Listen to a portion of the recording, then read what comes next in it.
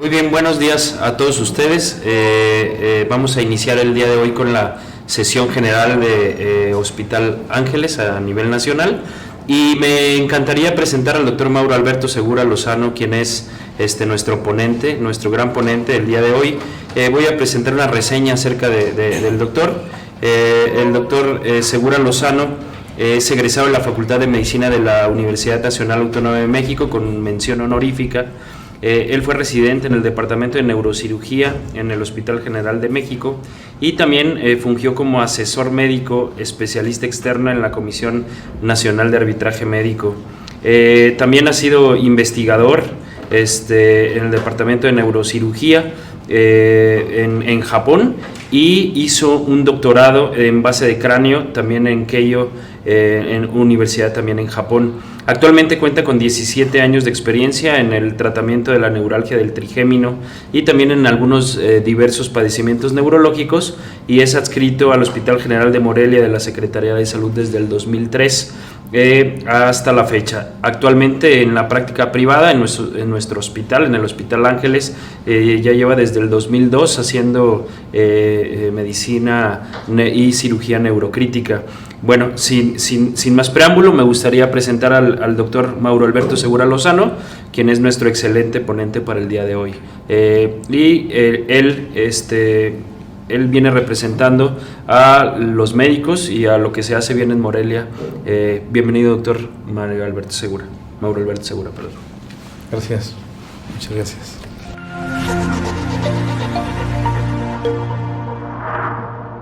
Podemos decir que en los últimos años, cada día encontramos novedades que nos obligan y nos comprometemos a publicarlos para el conocimiento del gremio médico. ¿Qué quiero decir? La historia sigue hasta los años 60, cuando el doctor Peter Llanetta, también conocido por todos los neurocirujanos actuales y muchos de ellos alumnos, promueve o propone que la causa más frecuente y única de la neuralgia del trigémino es la compresión muscular, y ahí dedica toda su vida, hasta hace 2 o 3 años, donde realizó miles de procedimientos, y esto se queda como una situación inamovible. La historia en México se va a los años 90 con el trabajo del doctor Revuelta en el Instituto Nacional, en donde él traslada la técnica y los conocimientos, y desde entonces ha realizado una serie de publicaciones que también están abiertas al público. Y pues aquí es donde en el 2002, aparte de regresar de nuestros estudios en Japón, donde tuvimos la fortuna de participar con el doctor Kawase y el doctor Nozuka, ambos expertos en base de cráneo y en trigémino, pues regresamos a México, en ese entonces al Hospital Ángeles Lomas, y posteriormente al Hospital de la Mujer en Morelia. Ahí realizamos el primer caso, asistido por un pequeño grupo de médicos entusiastas, en donde teníamos muchas ganas de trabajar y poca experiencia. Del primer caso vino el segundo, y del segundo vino el tercero, y así sucedieron los años, y en el año 2014, que abre las puertas el Hospital Ángeles de Morelia, nos trasladamos a esta sede. Para entonces había un centenar de pacientes. Esa es la historia, eso creo que vale la pena mencionarlo. En la actualidad, repito, nos sentimos orgullosos de ser una sede de referencia internacional en Latinoamérica, con algunos pacientes en Estados Unidos y Europa para este tema, y lo pueden ver ustedes en las publicaciones que han venido saliendo en los últimos años. Para entrar bien aquí al tema, yo entiendo que el foro está dirigido a médicos de todas nuestras especialidades, incluyendo médicos de formación, residentes y algunos estudiantes, y quiero hacer hincapié en esto porque la neuralgia del trigémino es una entidad bastante extraordinaria. La incidencia se estima, y es una estimación, 1 por 20.000, lo cual es una enfermedad considerada rara. Se preguntarán, bueno, ¿de dónde salen 1.738 pacientes? Como vamos a ver en el desarrollo del tema, La neuralgia del trigémino como síndrome es una entidad que debemos abordar de manera muy cuidadosa. Todos en nuestra formación tenemos el cuidado de atender los pequeños datos clínicos, apoyarnos en el diagnóstico de imagen y finalmente la experiencia. Y lo que aprendimos de la escuela de medicina, que es la misma escuela francesa, creo que es lo que vale la pena hacer hincapié. Sin hacer más investigación, el 85% de los pacientes que debutan con un síndrome de neuralgia del trigémino corresponden a una enfermedad catalogada por la OMS como neuralgia del trigémino. El 15% restante vamos a encontrar toda esta diversidad de causas que les mencionaré. Las más frecuentes son tumores benignos, malignos, posherpética, asociaciones con enfermedades raras como Chiari, lupus, fibromialgia, entidades complicadas de origen dental o articular, o situaciones extraordinarias como puede ser mieloma múltiple, que debuta con un problema en la articulación mandibular, cordoma del clivus, hemangioblastomas, malformaciones vasculares, implantes, todos los oncólogos me entenderán, coristomas, incluso implantes malignos sobre un tumor o metástasis de un tumor en otro sitio, etc. Todas estas variantes pueden ser la causa del dolor. Entonces, si uno entiende esta diapositiva, podemos ver que aunque el 85% de las veces tenemos el diagnóstico y probablemente el curso de la enfermedad y el tratamiento seguro, tenemos una diversidad de causas en el 15% restante que complican la evolución de cada paciente. Si tomamos en cuenta que un paciente puede tener un infarto muy exquisito en la cápsula, en el brazo anterior, y que afecte la vía córtico trigeminal, bueno, tendremos que tener el proceso mental médico, pensamiento médico, para definir si es o no una neuralgia del trigémino típica. Dicho lo anterior, tendríamos que ir al segundo punto, que es la clasificación. Existen diversas, y nosotros publicamos en el 2015 una propia que tampoco es suficiente, pero la que actualmente se reconoce se publicó en el 2016 del grupo del doctor Krupul. Él ha venido trabajando esto, es neurólogo que se dedica al dolor, y diferencia en tres grandes grupos: la neuralgia clásica, que es la típica, la que conocemos, la que entendemos todos, el estudiante de medicina, y hay la segunda, que es la neuralgia con una forma persistente, continua, atípica. Esa, en esta gráfica, nos representa el 8%.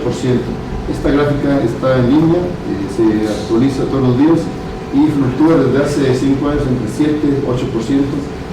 Finalmente son datos estadísticos muy sólidos.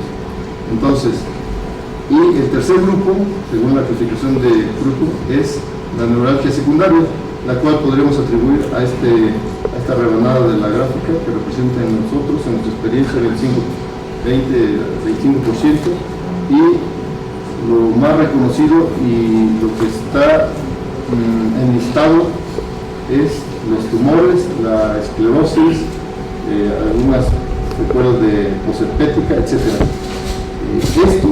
Esto complica todo porque no encontramos una diversidad de causas en la clasificación de dolor. En medicina sí, pero lo encontramos como Parkinson, como EBC, como enfermedad de la colágena, como tumores, etc. Dicho lo anterior, entonces, bueno, es responsabilidad del médico que atiende al paciente en primer contacto, ubicar de qué estamos hablando, si del síndrome o de la neuralgia. En esta presentación me voy a referir a la neuralgia clásica y pues vamos a presentarles. Esta es una distribución de nuestros pacientes a partir del 2014, todos están registrados en el archivo de este hospital. Podemos ver que tenemos pacientes de la segunda década hasta la última década de la vida. Esto es una distribución normal. Y quiero llamar su atención Los que nos dedicamos a esto, en los foros internacionales, sabemos que las publicaciones anglosajonas, algunas muy pocas europeas y otras tantas asiáticas, sobre todo de la India y de China, la curva se carga a la derecha. ¿Por qué? Bueno, por la sencilla razón de que en pacientes jóvenes, menores de 50 años, por alguna razón las clasificaciones no consideran la neuralgia del trigémino como entidad única o entidad primaria, y entonces dejan al paciente con otros diagnósticos y empieza a cargarse arriba de los 60 años. Esto va a tener una repercusión porque las guías que vamos a ver más adelante nos recomiendan hacer tratamientos paliativos a pacientes mayores de 65 años. Entonces ahí encontramos un contrasentido que, pues a fuerza de estar trabajando y hablando y discutiendo, hemos poco a poco demostrado que sí es posible que exista pacientes jóvenes, sí existe solución, sí existen alternativas en pacientes jóvenes, y viceversa, también existe posibilidad de tratamiento quirúrgico en pacientes mayores de 65 años. Entonces, esto es lo importante. Aquí llama la atención, por supuesto, la mayor incidencia de nuestras tendencias centrales que ustedes conocen a los 50 años. Es el pico que se reconoce, y como podemos ver en la gráfica de la derecha, la mayoría son mujeres en relación a 3:1. Esto es muy consistente con lo publicado en la literatura desde hace más de un siglo. Ahora, en nuestro trabajo aquí en el Hospital Ángeles Morelia podemos ver que ha habido un desempeño y un crecimiento en los últimos años.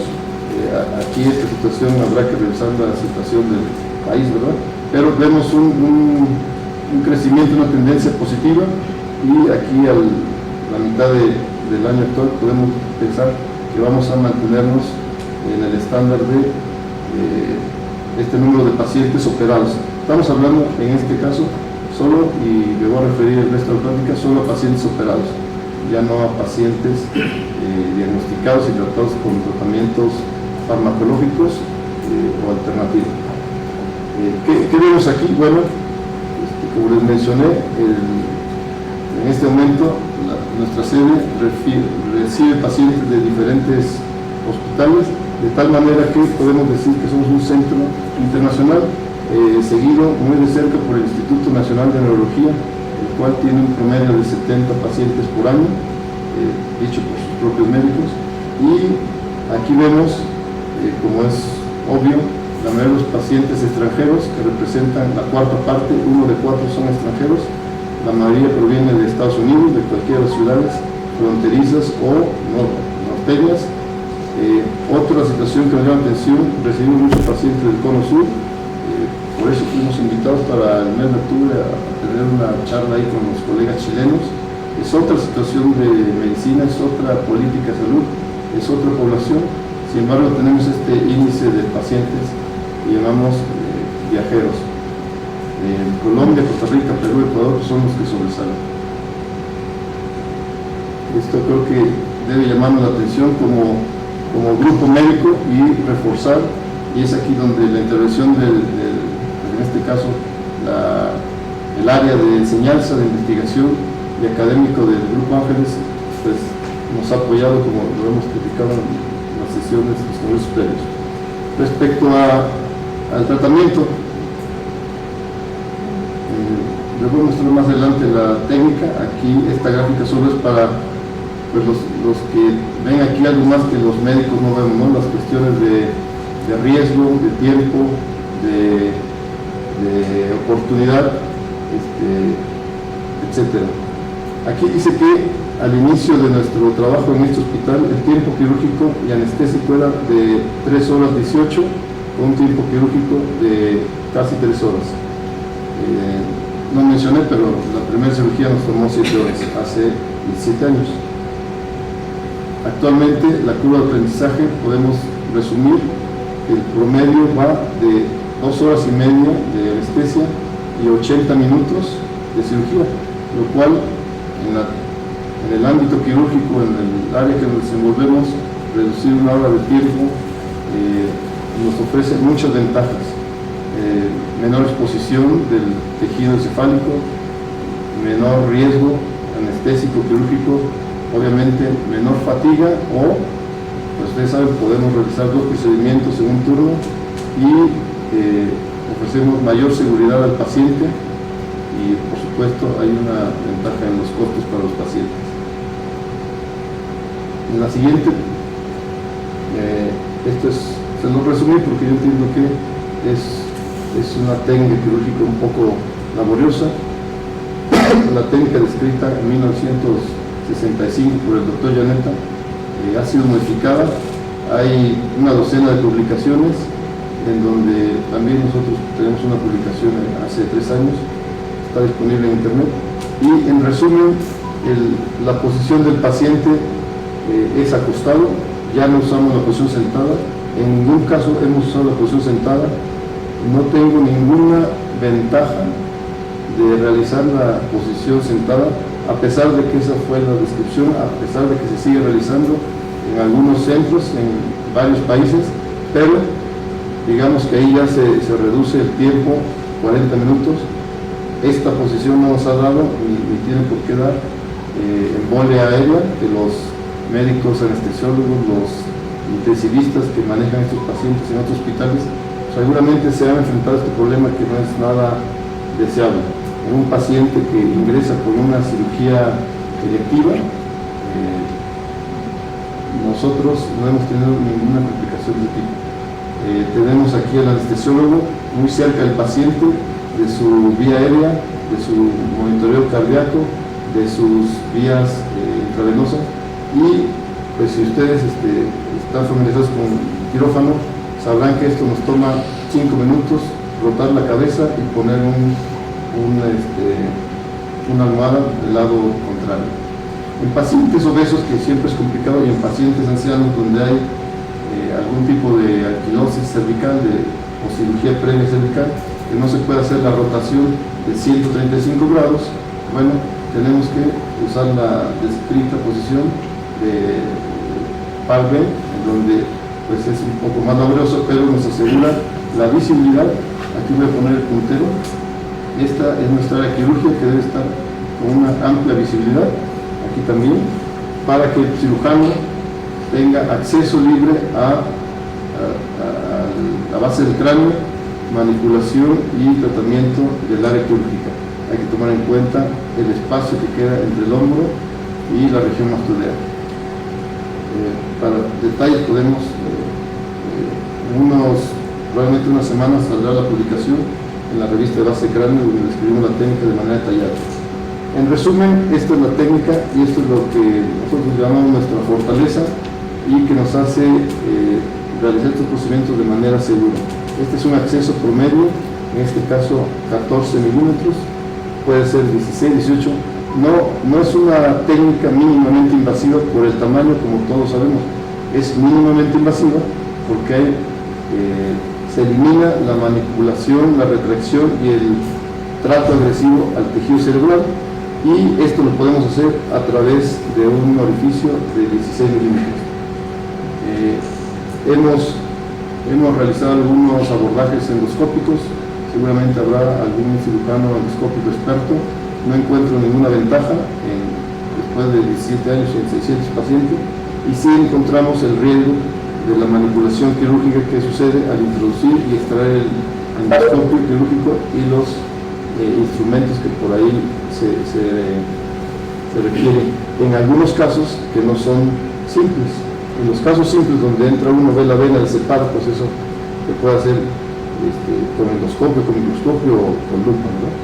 Aquí tenemos esto para demostrar a los neurocirujanos que estén en el foro. No usamos retractores, nunca. Con la aspiración gentil de las cisternas, ya sea del ángulo o la cisterna bulbocontina, es suficiente para depletar. Y el manejo anestésico, también mis compañeros, amigos y colegas anestesiólogos han venido trabajando este tema y logramos tener una depresión suficiente para acceder a la base del cráneo sin retracción cerebral. Podemos encontrar cualquier situación anatómica. En este momento no les traigo hay, no sé, una docena de publicaciones de variantes anatómicas solo del ángulo cerebroso que se refieren a la vena petrosa y a las arterias vecinas. Sin embargo, a la fecha puedo decir que no hay una situación normal, todas son situaciones variantes y nos podemos encontrar rizos pequeños, grandes, encrucijadas, arterias o venas que atraviesan literalmente el nervio, en donde el criterio del cirujano es importante para seguir adelante, sacrificar la arteria, sacrificar el nervio o sacrificar nuestro resultado y dejar al paciente con integridad de sus funciones. Al final del procedimiento, aquí podemos ver, podemos dejar una mini placa de titanio que repara el defecto óseo. Aquí vemos la reconstrucción 3D, que podemos ver que tampoco es algo que sea antiestético, pero en algunos casos es preferible poner la estrellita que llamamos aquí. Y bueno, el cierre de todas las capas. Este es otro tema que hemos desarrollado, la fístula, la temida fístula con la consecuente meningitis. En este momento podemos decir que ha habido 2 pacientes que han cursado con una fístula y un proceso infeccioso controlado sin mayor problema, de tal manera que el cierre de las capas, como lo aprendimos, como lo dicta la Lex Artis Médica, pues es lo que nos obliga a hacerlo de conocimiento de todos. Aquí está el resultado postoperatorio, un acceso mínimo invasivo, aquí vemos una pulgada, y esto es el resumen de la técnica quirúrgica que podemos discutir más adelante. Aquí vamos a correr un video. Yo espero que haya preguntas al final, porque de repente hay cosas que no quedan claras. Estos son ejemplos.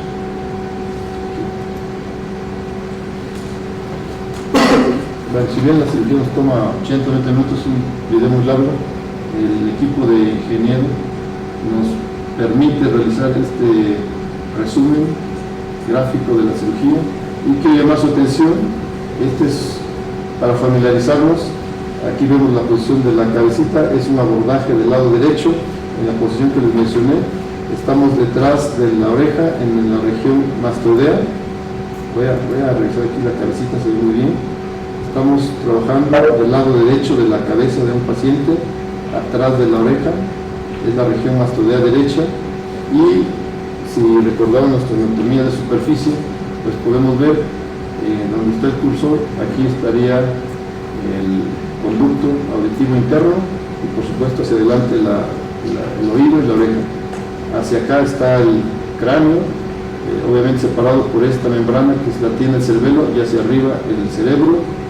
Hacia donde está el cursor es el puente, en este caso está cubierto por un material, el puente de Barolio, donde emerge y va a emerger el nervio trigémino y los otros pares craneales, y hacia la derecha está la continuación, no lo vemos, el bulbo y la región caudal.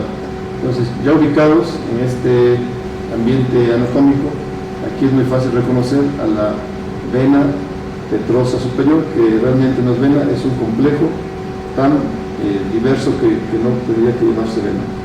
Y aquí estamos haciendo la disección cuidadosa.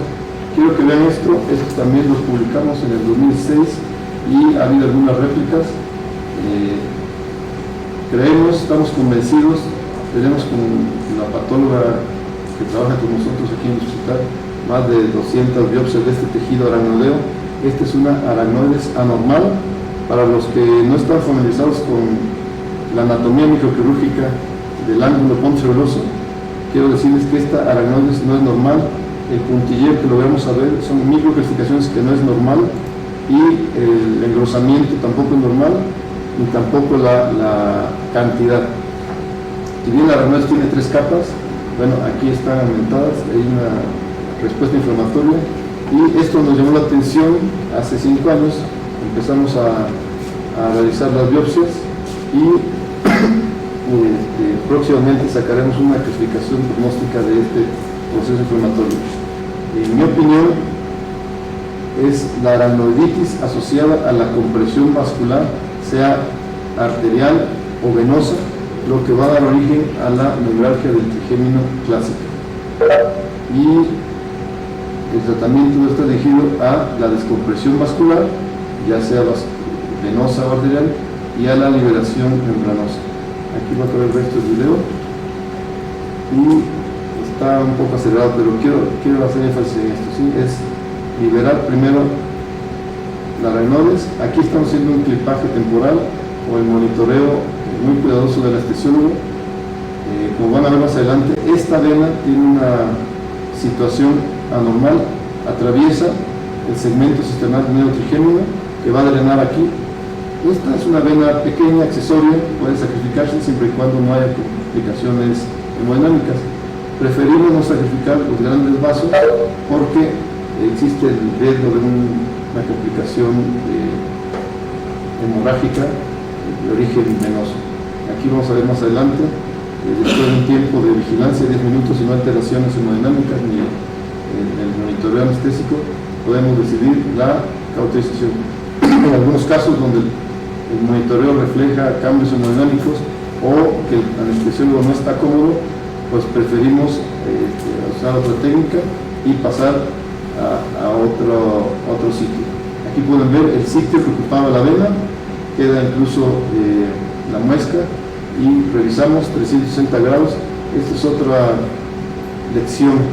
Aunque uno quitó la extracción, perdón, aunque uno eliminó la compresión, aquí podemos ver, revisamos si había 1, 2, 3, 4, 5, 6, 7 puntos de contacto. En los 7 puntos de contacto había una estructura, como pueden ver, arterial venosa, entonces estamos obligados a descomprimir. Creemos que por eso en algunos lugares hay un alto índice de recurrencia o de falta de respuesta a la cirugía. Y entonces se está mitificando, se está haciendo un falso reporte de los resultados quirúrgicos. Aquí vemos el final del procedimiento y les voy a adelantar para que podamos pasar a la siguiente. El siguiente, aquí un paciente con una compresión derecha.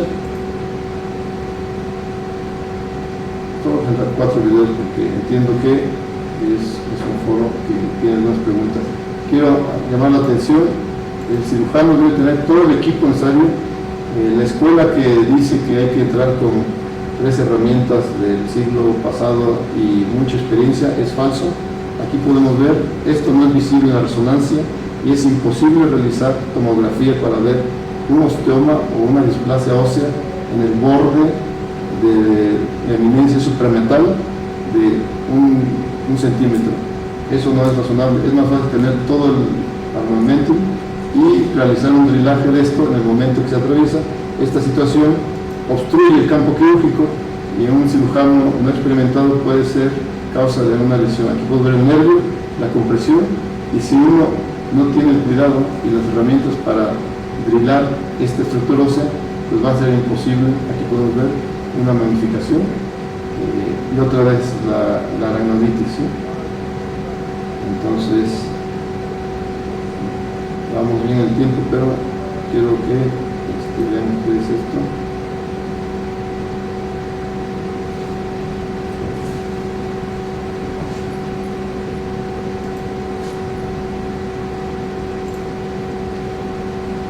Sí, por supuesto, cuando uno dice drillar, la eminencia ósea que está a 7 centímetros de profundidad bajo visión microscópica, a 1 centímetro del tallo, al lado de la arteria cerebelosa superior o de la pica. Bueno, aquí podemos ver el fresado, a lo mejor va a correr lento, pero lo importante es que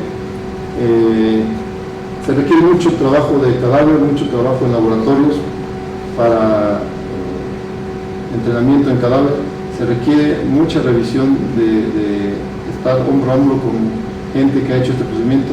Se requiere tener el cuidado y la atención para llegar a este procedimiento. Parece sencillo, pero ustedes entenderán que si hay algún accidente ahí, evidentemente sería fatal. Vamos a esperar que el equipo de ingenieros aquí destrabe esto y no sé, mientras podemos seguir platicando.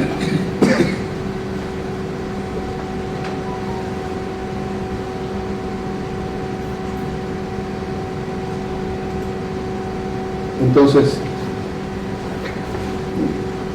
Mientras tanto, quiero decirles, nos faltaba otro video, hemos encontrado una diversidad de entidades.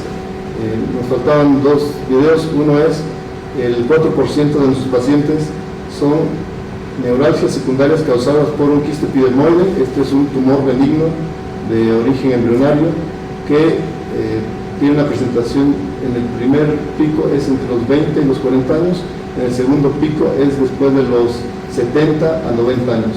Llama la atención por tratarse de un tumor de origen embrionario.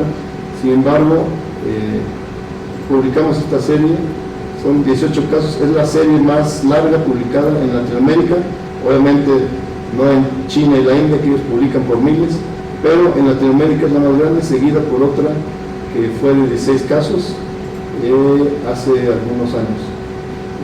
¿Qué proponemos? Nosotros proponemos que la misma técnica quirúrgica para la descompresión del trigémino clásica es suficiente siempre y cuando se tenga el conocimiento de la causa, que es el tumor, y se tenga el conocimiento y la experiencia para el área quirúrgica, como lo hemos venido platicando, y para el manejo y tratamiento de las estructuras que ahí se encuentran. ¿Qué quiero decir? Para la descompresión simple, pues es una arteria, una vena o 7. Para la extirpación de un tumor, podemos encontrar desde invasión al tercer par hasta la zona del agujero magno y hasta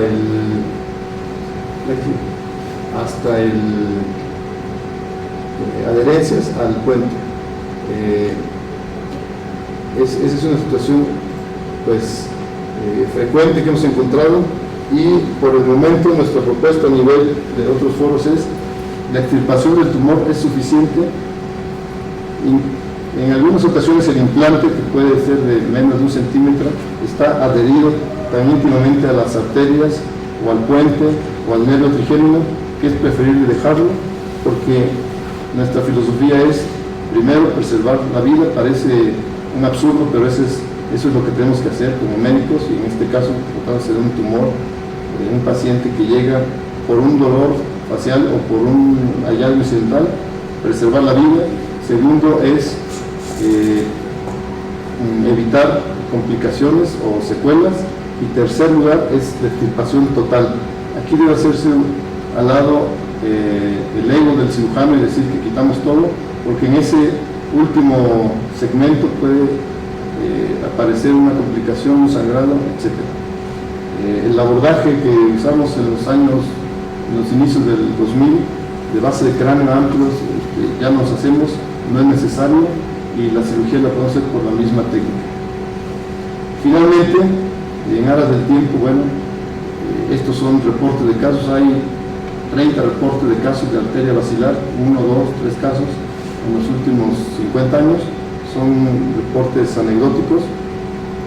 Nosotros hemos encontrado hasta la semana pasada 19 pacientes que tienen la arteria basilar dolicoepitásica, lo cual cambia mucho la situación, porque una pequeña arteria, como la muestro aquí en el cursor, de alguna manera es desplazable con técnicas quirúrgicas.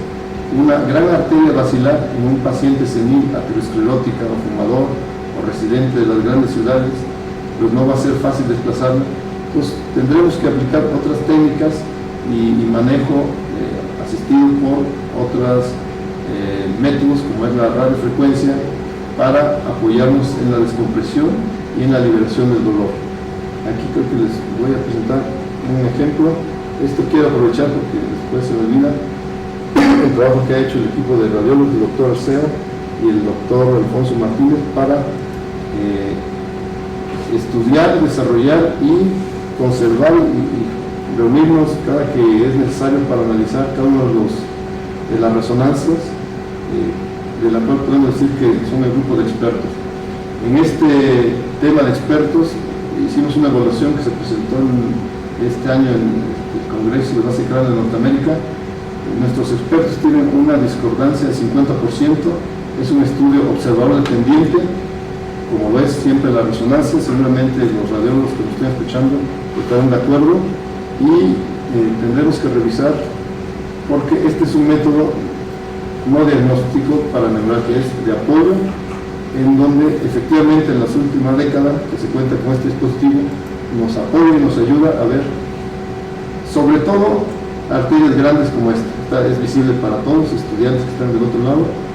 Pueden ver aquí algo, eso es una arteria vértebro-basilar, clásica que corre y que todo lo ve. Lo que no se ve son los otros 590 pacientes que no tenían esa arteria. Ahí hay una discordancia del 50% y habrá que hacer una evaluación con un tercer observador, a lo cual invito al grupo de radiólogos. Y es el video del mismo paciente, solo para que podamos ver. Este es un hombre de 47 años, presenta obesidad, 5 meses de dolor muy rápido, en 5 meses refractario al tratamiento. Aquí es de entrada, para hacer el resumen sigue siendo derecho, el abordaje otra vez, este es el oído, aquí está la cabeza, aquí está el cuello a mi derecha, aquí está el puente, aquí estamos haciendo abordaje, tenemos una aceleración como de 10, la sangre siempre nos aterra, aquí esta sangre es por escurrimiento, lo podemos saber, pero hay que tener mucho cuidado porque también puede ser sangre por desgarro de una vena al momento del abordaje. Vamos a proceder en ese momento se le advierte al equipo, se alerta, el anestesiólogo está presto para tomar prestación, ya que revisamos que hay escurrimiento, seguimos con nuestra cirugía, estamos liberando aquí la vena petrosa del ángulo, la cual obstruye el camino, por eso la eliminamos. Y aquí quiero llamar su atención, esta estructura blanca al centro, ya sabemos que corresponde al nervio, apenas podemos visualizarlo. Esto es la situación y ubicación anatómica clásica, después de muchas visiones en este ángulo. Aquí vemos el séptimo, no tocarlo, y vamos a liberar rápidamente, vamos a ver poquísimo. Aquí ya se vislumbra lo que habíamos visto en la resonancia, la rama o el asa de la arteria vértebro-basilar. No sabemos a esta altura si es más vertebral o más basilar. Lo que sí sabemos es que no es fácil desplazar y que un desplazamiento anterior accidental puede causar la muerte de las arterias pontinas, puede causar el sangrado de las arterias pontinas y obviamente una lesión cerebral irreversible o la muerte. Entonces, obviamente está acelerado, tenemos que hacer la liberación. Vamos a acelerar un poquito el video. Tenemos que aquí hay una adherencia, cuidadosamente, y contrario a lo que pensábamos que la arteria venía en sentido que viene el cursor y sube y asciende y va a la posición normal, pues encontramos, lo voy a adelantar, encontramos que es un rizo, da la vuelta, muy cómoda, se abrió el cielo, se abrió todo, aquí pueden ver un espacio enorme, y en este momento sabemos que la descompresión fue suficiente, tenemos casi 8 milímetros, 1 centímetro de espacio para descomprimir. Aquí está, se pueden ver cómo da la vuelta, esto es completamente anormal, y reacomodamos. Aquí obviamente el cirujano experto tendrá cuidado de no aventarlo hacia el lado contrario y comprimir el nervio facial y dar lugar a otra entidad que se llama espasmo facial, de la cual hablaremos en otro momento. Entonces, pues si hay tiempo les presento otro video donde vemos la historia es la misma. Quiero repetirle porque parecerá absurdo, pero esta historia de dolor tipo descarga eléctrica, yo no lo estudié en medicina, en la carrera, nunca lo estudié, fue la práctica la que el paciente nos hizo. Es un dolor neuropático característico, los algólogos lo entienden muy bien, pero el paciente no llega con el neurocirujano experto en base de cráneo o en trigémino, ni con el algólogo experto en intervención. El paciente llega con un médico general, con un médico internista, con un colega que le dice, me duele la cara, y se toca la cara. Y entonces ahí está el problema. Ni se señala el dolor, y la cara incluye nervios occipital, trigémino, palatino, nasofaringio, variantes, etc. La otra situación es que el paciente puede llegar, saltamos esa gráfica, puede pasar 5, 10, 15, 25 y hasta 40 años, toda una vida, para darse cuenta que era una neuralgia susceptible de tratamiento quirúrgico y susceptible de una solución definitiva. Y aquí vemos, la extirpación, esto es lo que les comentaba.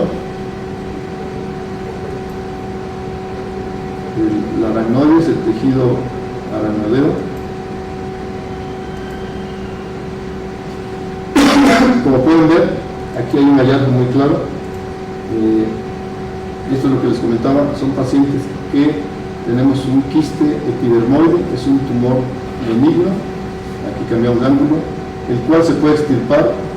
Quiero decirles que la manipulación aquí del nervio también está acelerada, no se hace de tal grado porque si no sería contraproducente, y el objetivo es extirpar todo el tumor y sus membranas. Esta no es realmente una membrana, es una pseudomembrana, es el tejido alrededor inflamado, pero tenemos especial cuidado. Lo voy a acercar aquí, estamos sobre el nervio trigémino y ahí es donde está el implante. De ahí derivó todo el crecimiento en los últimos años. Como vieron, es un paciente con 5 años, pues este tumor creció en 45 años, y aquí vamos a ver el sitio del implante. Hay una parte que no podemos extirpar para dejar la integridad del nervio. El paciente regresó a su país íntegro a 3 años de seguimiento. Aquí está, a 3 años de seguimiento, no hay dolor y creo que hicimos lo correcto. Entonces, pues hasta aquí mi presentación, muchas gracias. No tengo aquí en la lista la última diapositiva que les querían preguntar, pero quiero darle un sincero agradecimiento de este trabajo desde el primer día 2002 hasta el día de hoy, en la parte operativa, en la parte logística, en la parte de administración y en la parte de resguardo, registro, etcétera. No es mío, es de todo un equipo, en donde pues obviamente no puedo mencionar a todos, pero el equipo está compuesto de ingenieros, médicos, trabajo social, colaboradores, amigos, y desde mi punto de vista quiero dar las gracias a todos por su ayuda y al foro por habernos escuchado esta vez. Muchas gracias. Le cedo la palabra al doctor Gustavo. Gracias. Muy bien, tenemos buen tiempo para preguntas y respuestas por parte de la Dirección de Enseñanza y del resto de los demás hospitales. Queda abierto el foro. Preguntas.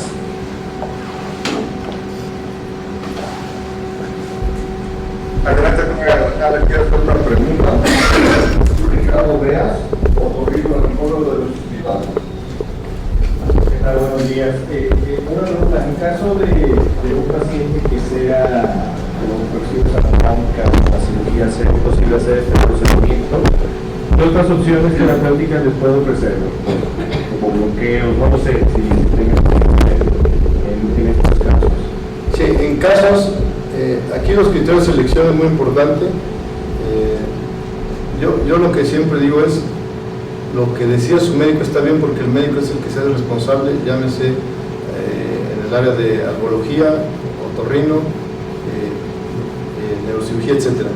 En realidad, la neurocirugía del neurotrigémino corresponde a neurocirugía. Lo que hacemos en casos que no son candidatos por alguna contraindicación médica, como vemos no es la edad, sino una contraindicación médica metabólica o cardiovascular, o por deseo del paciente que no desea operarse, puede ser voluntaria o obligada, económica. Entonces, tenemos alternativas paliativas que ustedes conocen, son ablaciones. Para las personas lo conocen como bloqueos, obviamente son ablaciones, y son los 5 que conocemos. Puede ser con crío, con nitrógeno, puede ser con radiofrecuencia, calor, puede ser gamma knife, mal llamada radiocirugía, es una radiación dirigida estereotácticamente. Puede ser algunos de los alcoholes, cada vez se usan más refinados, antes era alcohol puro, los que usaron en esa época lo saben, y actualmente es el glicerol, o puede ser simplemente un bloqueo anestésico. Todos estos tienen un efecto temporal que va de 3 meses a 3 años, en promedio 1 año, y son para este grupo. En nuestra casuística, 10% de los pacientes se han sometido a eso, a 1 o 2 veces. Y la historia natural de la enfermedad, en este caso el curso natural de la enfermedad, van a terminar en cirugía. Gracias. Muchas gracias. Adelante, Pedregal.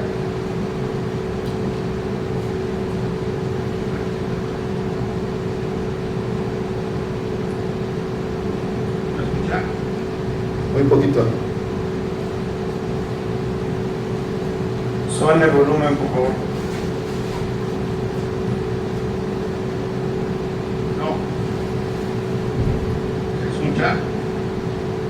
Se escucha bajo aquí en Morelia,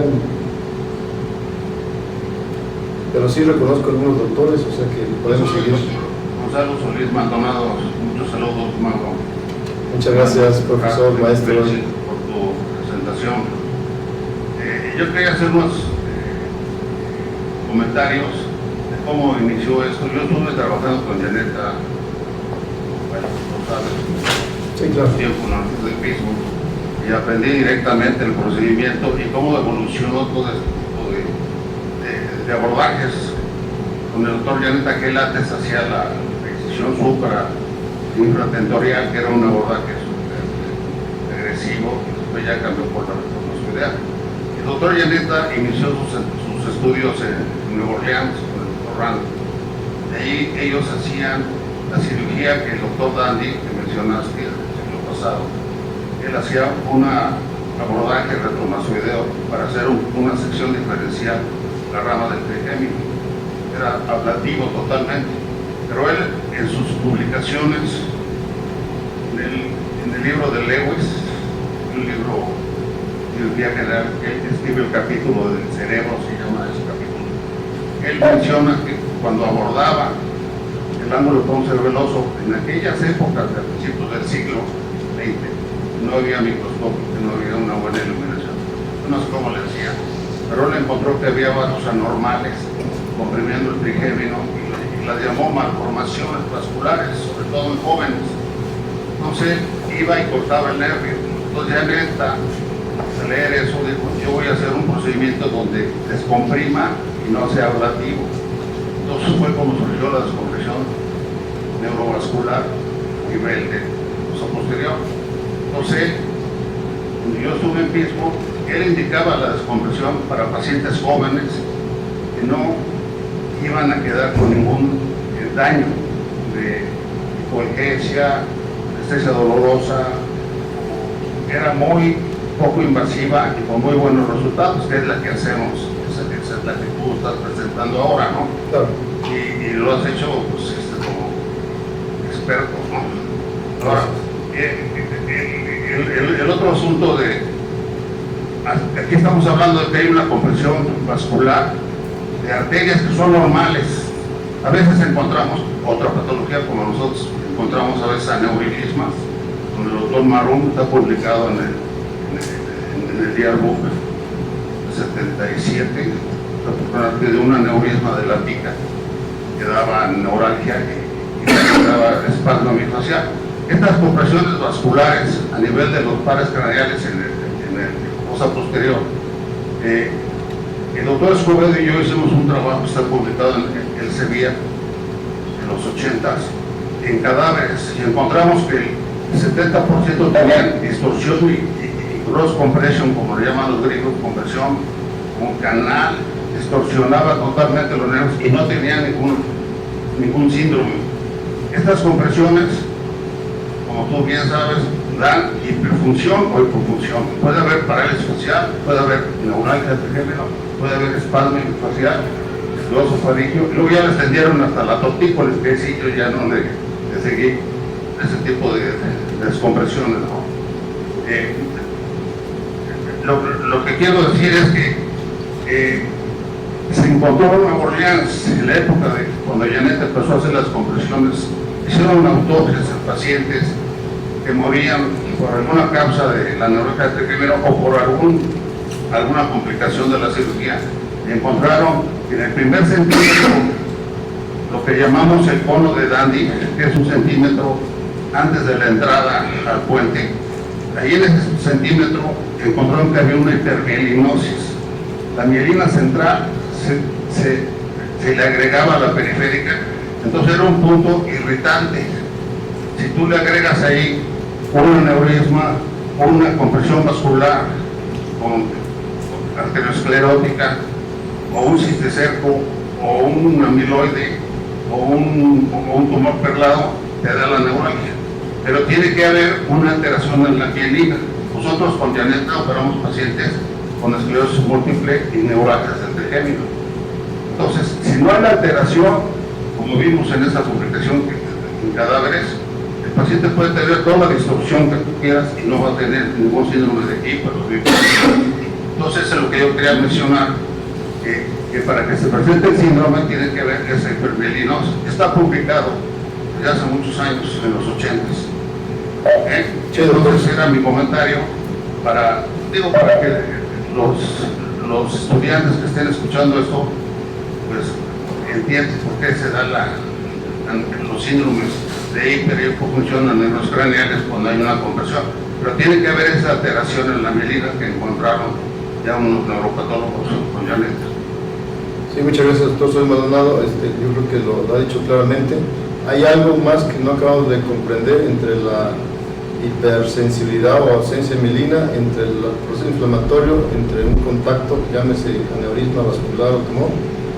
Y bueno, en otra oportunidad hablaremos de este bloque de pacientes de neuralgia atípica o dolor facial atípico, en donde también ha habido bastante avance. Y por supuesto quiero reconocer que omití la referencia del doctor Solís, quien fue realmente el pionero en el instituto, la cual en este momento le pido que me mande la referencia, que siempre que nos vemos quedamos de que nos la vamos a referir, para agregarla. Es la historia, y la historia está escrita por los que la han publicado. Muchas gracias.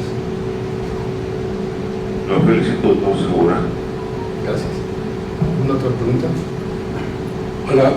Hola, buenos días. Yo soy el doctor Arturo Violante, soy neurólogo y tengo dos preguntas para el doctor Segura, además de felicitarlo por su ponencia. La primera es, en este grupo de pacientes que sabemos que la mayor parte de ellos están ya en la quinta década de la vida, por lo tanto, dentro del mecanismo fisiopatológico de lo que es la neuralgia idiopática, neuralgia trigémino-idiopática, podría estar en relación no solamente a la arteria basilar tónica, sino algunas de las otras arterias más pequeñas con estos cambios en cuanto a su morfología. Y esto me lleva a pensar si en ese grupo de pacientes se ha llevado a cabo la medición de marcadores de inflamación y de aterosclerosis, porque sabemos que es la enfermedad del siglo XXI y que muy probablemente esté de fondo en muchos de estos pacientes. La segunda pregunta es si en su grupo de pacientes en el postoperatorio se llevó a cabo un registro de la necesidad de medicamentos profilácticos como analgésicos para el manejo posterior al evento quirúrgico. Sí, muchas gracias. Pues resulta muy interesante, me da gusto escuchar que hay interés. Yo quiero dar mi opinión, y únicamente es una opinión experta. No encuentro, a lo mejor es exceso de confianza o aprovechar este foro, pero no encuentro una causa o una entidad idiopática, como lo entendemos en medicina, que no hay causa que explique. Siempre hay una causa. No sé si alcanzaron a ver la primera gráfica. Sí hay una causa y hay una treintena de causas. Entonces sí hay. Lo que no son visibles por los métodos diagnósticos actuales. Pudiera ser incluso, como menciona, una arteria, la basilar o aterosclerosis basilar no, porque ese sí es bien visible y bien grande. Pero pudiera ser una arteria pequeña, cerebelosa, aterosclerótica, o tener un ateroma ahí metido, pues es algo muy raro. Sí puede ser, pero sería 1 en 600. Nosotros vemos la arteria y vemos la aterosclerosis cuando operamos, y le puedo decir que no tengo el registro exacto, pero son menos de una docena de 600, o sea, es muy raro como causa principal. Tomando en cuenta que no hay idiopáticos, pues entonces encontramos otras causas. Si encontramos aracnoiditis demostrada en diferentes grados, 1, 2, 3, hasta calcinosis. Por eso no hacemos nada respecto de aterosclerosis o niveles de lípidos. Sí hacemos estudio preparatorio y hay una correlación clara, lípidos altos, aterosclerosis, pero asociada, no coadyuvante. En esos pacientes que son menos de 10, les damos sus estatinas y sus fibratos. Para la otra situación que me parece más importante aún, y que esto ya lo publicamos y recibimos pues, críticas fuertes, infundadas, pero críticas. En cuanto encontramos la aracnoiditis, que no sabía el paciente que tuvo herpes, ni herpes zóster, ni ningún virus, algunos 2, 3 han demostrado algún virus, les iniciamos un antiviral simple que es aciclovir, y estamos analizando antes de la aciclovir y después de la aciclovir. Hemos notado una disminución de la parálisis facial postoperatoria. Si bien su incidencia es menos de 1.8, ahora yo creo que va a ser menos de menos de 1. Solo con el uso de ciclovir. En mi opinión, y justificado en esto, es que lo usamos de manera transoperatoria y por una semana. La dosis alta para procesos encefalíticos, neurológicos. Y desde el punto de vista de analgésicos, en este caso no son analgésicos, son antineuríticos tipo GABA, pregabalina, gabapentina, carbazepina y escarbazepina, y el nuevo que salió, se los quitamos para evaluar el dolor. El 98% están sin dolor, hay un 2% que persiste el dolor y les damos dosis de reducción. Y ya habrá que discutir más adelante en cuanto haya oportunidad. El resultado, estamos hablando de que 2% no mejoran y 2% recurren, pero esta curva va cambiando conforme avanzan los años. Si bien tenemos 17 años haciendo esto, el seguimiento estricto de estos pacientes tiene 5 años y yo estoy seguro que se los haremos públicos en la siguiente oportunidad. Pero sí, le quitamos analgésicos, son muy raros los que hacen supresión, obviamente los que tienen dosis altas, arriba de 6 pastillas. Usted sabe que hay gente que toma hasta 21 cápsulas de todo. Los que tienen parches de morfina y sus derivados, pues esos prácticamente tenemos que manejar la supresión después. Tenemos 3, 4 pacientes que han hecho adicciones y que siguen con su adicción sin dolor y buscando alguna manera de surtir estos fármacos. Muchas gracias.